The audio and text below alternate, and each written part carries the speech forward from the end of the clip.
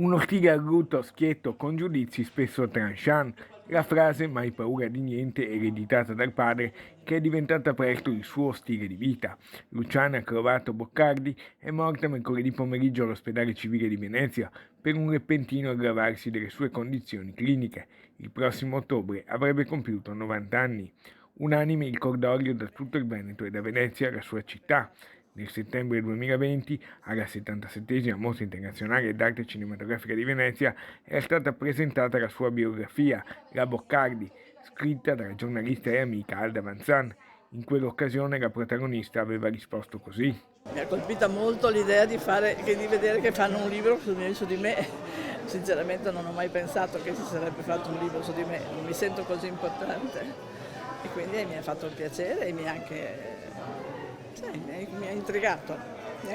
Adesso c'è una sua biografia che uscirà. È la storia di una famiglia, è la saga familiare, perché la mia famiglia ha questa storia molto avventurosa che comincia a metà Ottocento. Quindi il primo libro che è finito, che uscirà a gennaio, parte da metà Ottocento e arriva ai miei primi 20 anni.